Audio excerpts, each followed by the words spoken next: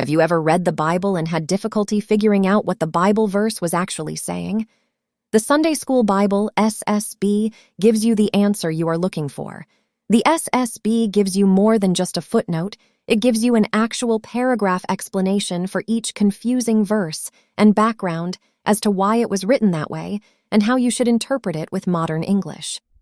For example, in Genesis chapter 1, verse 26, the King James Version, KJV, translated a quote from the Lord our God, whose name is Yahweh, which uses the word man. The verse states, "And God said, Let us make man in our image, after our likeness, and let them have dominion over the fish of the sea, and over the fowl of the air, and over the cattle, and over all the earth, and over every creeping thing that creepeth upon the earth." The confusion comes from the word man, because the reader is unaware if the word man means a male man, male and female, or human. The SSB researched the original Bible, called the Masoretic text, which was written in Hebrew.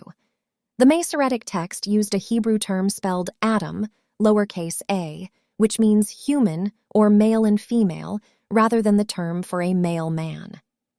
Furthermore, Genesis chapter 1 verse 27 and Genesis chapter 5 verses 1 through 2 confirms the meaning of the word Adam, lowercase a, by referring to both males and females, i.e. the statement, called their name Adam.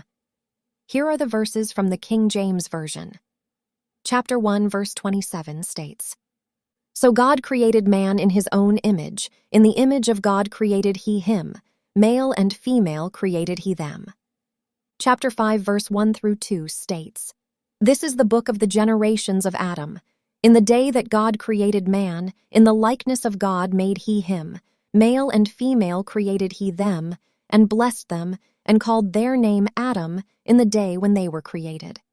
Therefore, based on this finding, the SSB replaces the KJV word man with the word human or person, wherever the Masoretic text uses the word Adam.